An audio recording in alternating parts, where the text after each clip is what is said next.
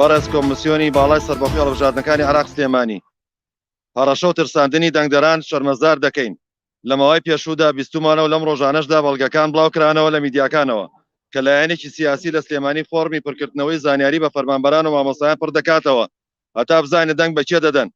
ئەمە پێچەوانەی یاساکار پێکراوەکانی هەڵبژاردن و پێچەوانەی یاسای هەڵبژاردن و دیموکراسیە کە هەڵبژاردنێکێکە لە بنەماکانی دیموکراسی. لە فۆرمەکەدا ئەم داواکارێنە تێدا داواکراوە لیستی هاوپەیمانی، ژمارەی بازنە، لیستی لایەنەکانی تر، لیستی بێلایەن، لیستی ئەوانی دەنگ نادەن، ژمارەی کارتی دەنگدان. ڕاستیەکەی کارەساتێکی گەورەیە لە سەدەی 21دا بتەوێت بە ترس و تۆقاندن دەنگی خەڵک بەدەست بێنی، نەتوانی بە پرۆژە و کارکردن خەڵک قەنەعات پێ بکەیت دەنگت پێ بدات.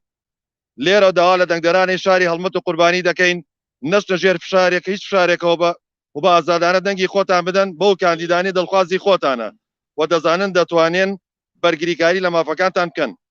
دڵنیام لە ئازایەتی خەڵکی پایتەختی ڕۆشنبیری سەر بۆ هیچ فشارێکدا نانەوێنێ و ڕۆژی دەیدا دەچێتە سەر سندوقەکانی دەنگدان و سزای ئەوانە دەدات کە ماوەی 30 ساڵە چارەنووسی ئەم میلەتیان بەم ڕۆژە گەیاندووە.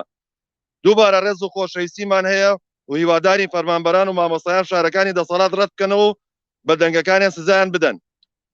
بۆیە ئێمە کاندیدی سەربەخۆی شاری سلێمانی سکاڵای خۆمان ئاراسی بەڕێستان دەکەین بەرامبەر ئەم کارانەی کە دژی یاسا و ڕێسای هەڵبژاردنە.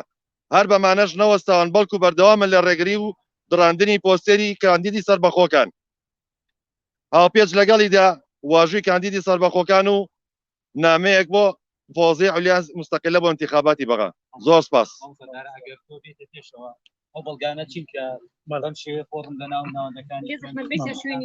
ئەمەش بەڵگەکانت فەرموو. سەرەتا هەمومان ئەزانین بەداخەوە چەند ڕۆژە لەمەو پێش لە تایتانیک هەمومان واژوومان کرد کە پابەندی ڕێکارە سلوکەکان بین، بەڵام بەداخەوە چۆن لەگەڵ بەڵێنەکانی تریانە ڕازگۆ نەبوون، مەرەکەبەکە وشک نەبەوە، ئەمەشیان شکاند تا دەستگاکانی حکوومەت بەکارهێنن فشارە خەنە سەر کارمەندان و مامۆسان و کارمەندانی تەندروستی لە سەرجەم دام و دەستگاکانە پیان ئەڵێن دەنگ بەکێ ئەدەن و هەروەها پیان ئەڵێن ژمارەی دەنگدەرەکانتان چەنە، ژمارەی فۆرمی دەنگتانتان چەنە، لەبەرەوە دڵنیاتانەکەینەوە ئەم دەسەڵاتە چۆن 30 ساڵە ڕازگۆ نەبووە لە داهاتوو شار ڕازگۆ نابێت لەگەڵ ئەو بەڵێنانەی پێتانەدا.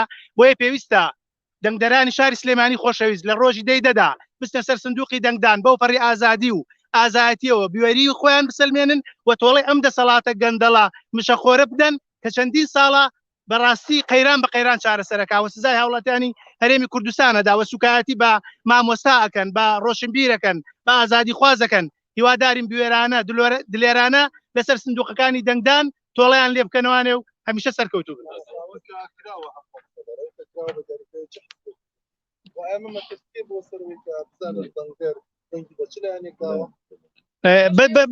بە دڵنیایەوە هەڵمان نەزانین دەسەڵات چێە خۆ گومانی تیانە و لێرە لە دام و دەستگاکان بەدەست چێ بەڕێوەبەری دام و دەستگاکان قوتابخانەکان نەخۆشخانەکان دایرەی ئاو سەرجەم ئەو شوێنە فەرمانگە حکوومیەکان بەکارهێنرێەوە بانگی کارمەندەکانەکرێ فۆرمێکا دەنگ بەچێ ئەدێ یا لە ماڵەوە چەند دەنگ دەرتەیە یا ژمارەی دەنگدەر چەنە لەسەر کارتی دەنگدان کامانە بەڕاستی لەلایەن کۆمیسیۆنی سەربەخۆی هەڵبژاردنەکانەوە ڕێگە پێ نەدراوە دام و دەستگاکانی حکوومەت بۆ بانگەشەی حیزبی بەکاربێ بەداخەوە کە هەمیشە لە دەسەڵات هەروای کردووە و ئەم جارش پابەند نەبوو بەداخەوە.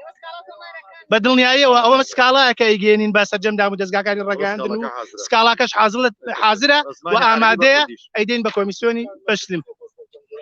بە دڵنیایەوە منەڵێم خەڵکی سلێمانی لەوە ئازاترە، لەوە وشارترە، لەوە دڵسۆسترە کە لە هەڕەشە بترسێ و هەمیشە شارێکی زیندوو بووە و دڵنیاشتانەکەینەوە کەس نازانێت دەنگ بەچێ ئەدەی لە ڕۆژی دەنگدانە. بۆیە پێویستە بە ئەو پەڕی ئازایەتی و ئەو کەسانە هەڵبژێرن کە متمانەتان پێ ئەو بۆچی بە بیۆری ناتوانن بڵێن چه حزبێک چ لایەنێک هاوپەیمانی کوردستانیە دەسەڵات لە سلێمانی دەسەڵات چیە لە سلێمانی بە دڵنیایەوە ئێمە پێشتری ژووتومانە لە دانیشتی تابەت شا بە کۆمیسیۆنان وتۆ ئێوە لەژێر پرسیارێکی گەورەدان پێویستە هەڵوێستێکتان هەبێ چونکە ئێوە ناوتان سەربەخۆیە پێویستە بۆ سەرجەم هاوڵاتیان و قەوارەکان بە یەک چاو سەیری بکەن لە کاتێکا خروقات دەکرێ پێویستە هەڵوێستێکانە بێ وە سزای ئەو لیست و قەوارانە بدەن لای کەمی ڕایگەێنن بۆ ڕای گشتی کە ئەمانە خروقاتیان کردووە و سوکاتیان بە دەنگی دەنگت دەرکردووە.